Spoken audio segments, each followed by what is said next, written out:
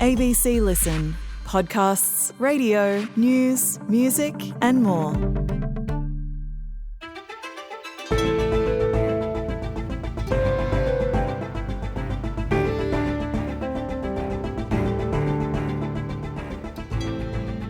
Forget the great Australian dream. We're becoming a nation with more and more forever renters. And let's face it, renting here is the pits. The landlord simply rules. So how can we fix it? Today, ABC finance expert Alan Kohler on his ideas to save renters. I'm Sam Hawley on Gadigal land in Sydney. This is ABC News Daily.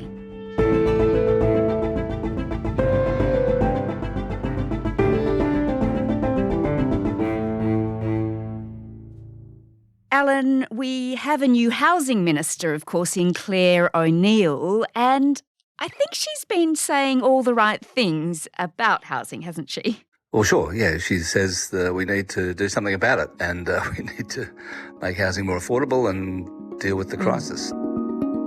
My focus is delivery, delivery, delivery. I recognise that there are literally millions of people who are struggling to pay their rent, who are dealing with rent increases, and a whole generation of young people who think they're never going to be able to crack into the housing market, and our government wants to change that. I mean, it's a bit of a hospital pass in some ways. It's a very difficult issue that she's taken on. And apparently Claire O'Neill was a renter for quite some time when she was pregnant, so I guess she's telling people that she knows how it feels to be a renter in this country, which is not that great, really.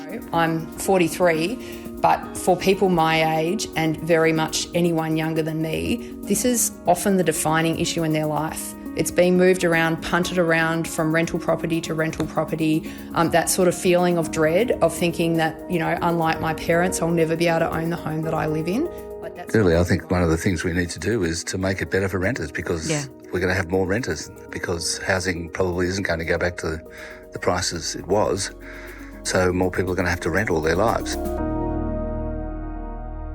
Claire O'Neill points out as well that among young people there are two classes. One class where they can rely on the bank of mum and dad to get into the housing market, and then the other class that can't. So that's a big problem too. There's three classes really. There's those who have parents who are prepared to give money to them, those who have parents who've got money who aren't, and those who have got parents who haven't got the money. What we're doing is entrenching inequality, and it's it's a mess. I mean, really, it's not fair. It's not right. So we're going to have a generation who will never own a home. There will be more and more people, Alan, who will be forever renters. The great Australian dream will never be something that they realise. That's right. And there are two reasons why it's not great to be a renter, or people don't want to be a renter all their lives. They want to own a house. One is because everyone thinks that housing is the only way or one of the few ways to build wealth. So, and that's been true for the past 25 years. I think it'd be better if that was no longer the case. We need to stop house prices rising as much as they have. We need to stop housing being the way to build wealth. And I think that we are getting close to that point anyway, because it's hard to imagine house prices going up very much more because it's already to the point where people can't afford to buy a house. So it's hard to imagine house prices continuing to rise at this rate. So it's probably the case that it isn't going to be the best way to build wealth in the future. And the second reason people don't want to rent is because, you don't have a lot of rights in Australia. It's not a very good place to be. We need to address the balance of power between tenants and landlords. It has a lot to do, doesn't it, Alan, and we've spoken about this before, with the ratio of house prices to incomes. Just explain that for me and where we're sitting at the moment. Well, that's just one way to measure housing affordability. It's no good looking at a house price just on its own. It's got to be in relation to something. 25 years ago, before the year 2000, the house price to income ratio was between 3 and 4 times incomes. From the year 2000, house prices started rising at twice the rate that they had been going up. So house prices and incomes had been rising at roughly the same rate, about 3% a year, 3 or 4% a year. And then from 2000, house prices started rising at 6% a year.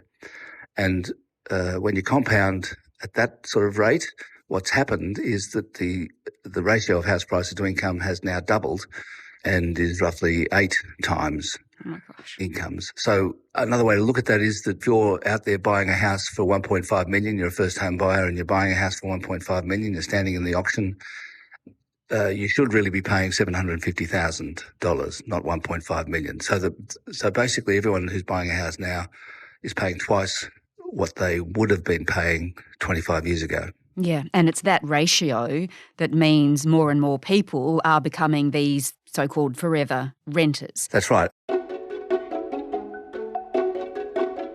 So, Alan, you have come up with this policy wish list of sorts to give to Claire O'Neill 18 ideas in all to fix this rather large problem that we've landed ourselves in. Yes. So we're not going to discuss all of them, of course, but let's touch on a few.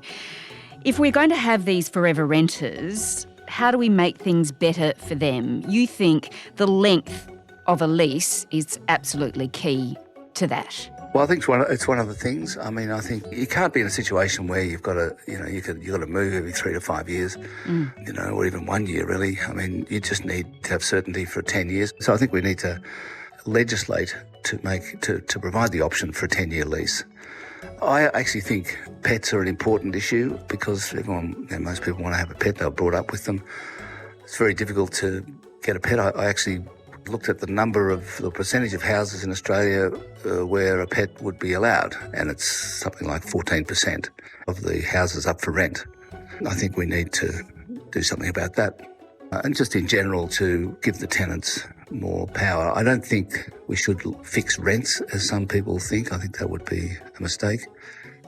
And look, a lot of people say, if you change the tenancy laws too much, no one will want to be a landlord. Well, fine, just sell the house, because it doesn't mean the house goes away. Yes. Also, Airbnb, we've discussed before as well, it's a big problem, and, you think a levy on short-term leases is pretty important at this point. Well, the problem with Airbnb, the reason so many landlords are putting their houses on short-term rental instead of long-term is because there's quite a big premium that you get in the rent. So that you only really need to rent the place for 2 days a week or at the most 3 days a week to get the same amount of rent as you would if it was being on long-term rent. And landlords are okay with that, and because it gives them more control, they don't get stuck with tenants who they can't kick out for a couple of years. So I think the difference between short and long-term lease probably needs to be addressed in some way, and one way to do that is to impose a levy on short-term rental, and a couple of states are doing that as well. All right. Okay, so Alan, tell me now, what's on your list for actually getting some of these renters into their own homes? The length of the loan might help there, right? You think we should have longer fixed rate loans. Tell me about that. Well, America's had 30-year fixed-rate mortgages, since the 1938 it was introduced, and it was done through the creation of something called Fannie Mae, which is an American institution supported by the government, which buys mortgages off banks and recirculates them to pension funds.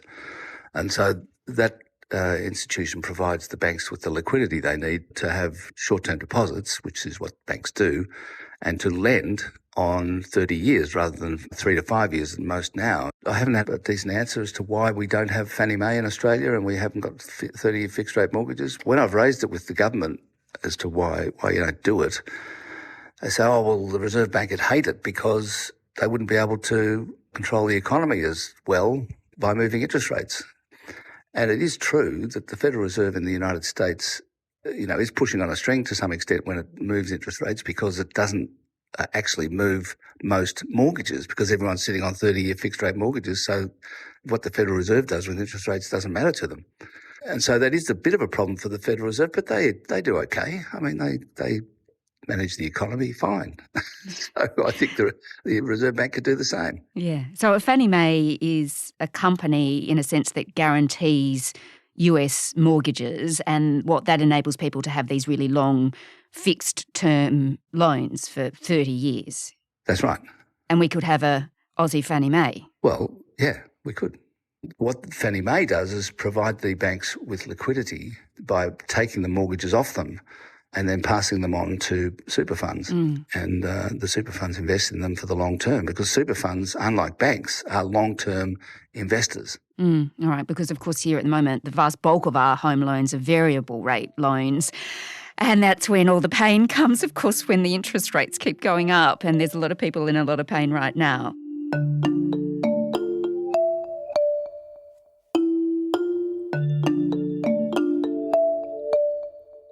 Tell me now about another idea of yours, because you think the buffer on bank loans that was brought in during COVID, of course, needs to go. Just tell me what that is and why you think we should get rid of it. When the COVID pandemic was going on, APRA, the bank regulator, imposed a 3% buffer, which is to say that when you apply for a loan at the bank, if the interest rate is 6%, the bank assesses your ability to repay the loan as if it was 9%. So they're required to add 3% to the actual interest rate when assessing you for whether you can repay the loan. Now, virtually every other country did the same thing during the pandemic, but most other countries, if not all of them, have removed it because we haven't got a pandemic anymore. And Australia has not. So I think let's do it. Let's get rid of it. If everyone else has, why don't we? Although I guess the counter to that is that if we remove the buffer and interest rates go up so quickly again, people could be in a world of trouble. Yeah, well, anything could happen. If there was an earthquake in Sydney, the buildings would fall down.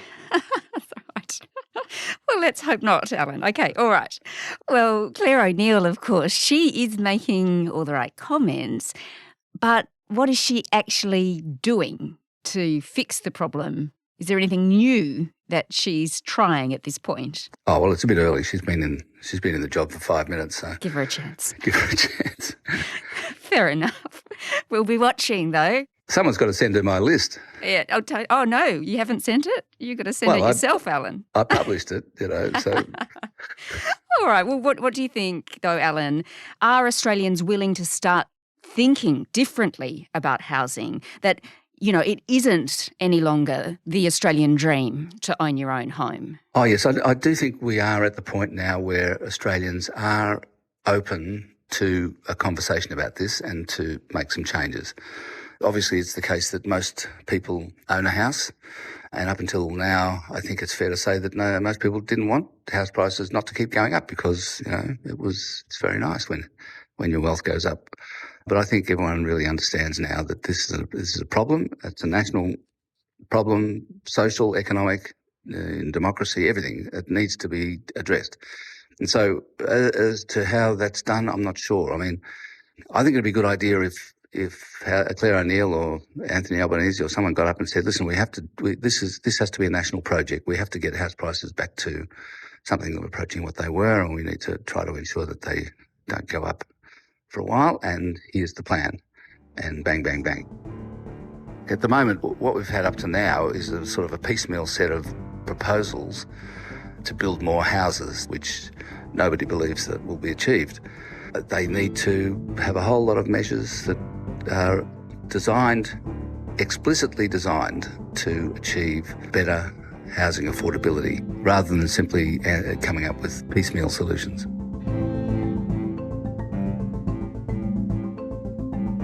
Alan Kohler is a finance journalist and presenter on ABC TV News. This episode was produced by Sydney Peed and Cara Jensen McKinnon. Audio production by Sam Dunn. Our supervising producer is David Cody. I'm Sam Hawley. ABC News Daily will be back again tomorrow. Thanks for listening.